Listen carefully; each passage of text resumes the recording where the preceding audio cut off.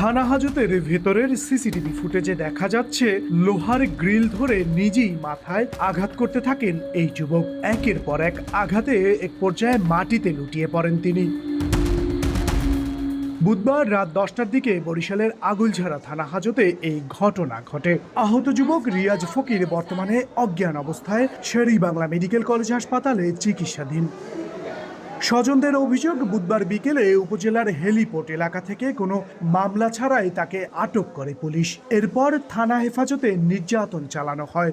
সেই থেকেই অজ্ঞান রয়েছেন তিনি। তবে চিকিৎসকরা বলছেন শরীরের কোথাও আঘাতের চিহ্ন নেই। মাথায় আঘাতের কারণে জ্ঞান হারিয়েছে রিয়াজ। মাদবাসে কইয়া অ্যারেস্ট করছে, অ্যারেস্ট করে হ্যান্ডকাপ পরাইয়ে গাড়িতে নিয়ে সার্চ করছে, সার্চ করে কিছু না পাইয়া থানায় নিয়ে গেছে, হ্যান্ডকাপ লাগাইয়া রাত্রে ওরে বিদুম মার দিছে। সন্দেহমূলক আছে কিছু ওর সাথে পায় নাই, ঠিক আছে, ধরে নিয়ে তারপরে থানায় নিয়ে তারপর ইচ্ছে মতো আটকাইয়ে পিটেছি। সকাল সন্ধ্যা 7টা থেকে, ঠিক আছে, আজকে সকাল 11টা বাজে 12টা বাজে এখন ওর জ্ঞান ফেরে নাই। আঘাতটা কে করলো বা উনি নিজেকে করছে কিনা, মানে অনেকে সেলফ ইনডিউস থাকে, হাসপাতাল তো অনেক রকম আসে। পরীক্ষা নিরীক্ষার যেসব রিপোর্ট আসলে পরবর্তীতে মানে ট্রিটমেন্ট ওইভাবে আগাবে। এদিকে নির্যাতন ও বিনা মামলায় আটকের অভিযোগ সম্পূর্ণ অস্বীকার করেছে পুলিশ। তাদের দাবি, রিয়াজ মাদক মামলার ওয়ারেন্টভুক্ত পলাতক আসামি ছিলেন। গ্রেপ্তারের পর থানা হাজতের ভেতরে নিজের ক্ষতি করার চেষ্টা করেন তিনি।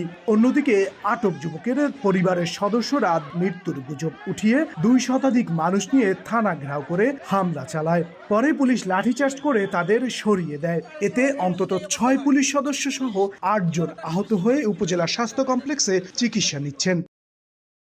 তাদের চিকিৎসার জন্য মেডিকেলে পাঠাইছি। এই মেডিকেলে থাকা অবস্থায় ওনারা রিমার দিচ্ছে, সে মারা গেছে। এর মধ্যেই তারা 2-300 লোক থানায় এসে অ্যাটাক করছে। অ্যাটাক করে ডিউটি অফিসারের রুম ভাঙচুর করছে, তার ওখান থেকে ধরে আইনা ইটা দিয়া এটার মধ্যে ফালাইয়া মারছে, লাঠি দিয়া বাইরে আইছে। এই আসলে প্রত্যেকে এই মাধ্যমের শিকার হয়েছে।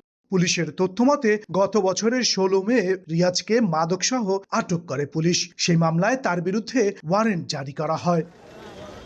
মেহেদী হাসান বাপ্পি, সময় সংবাদ, বরিশাল।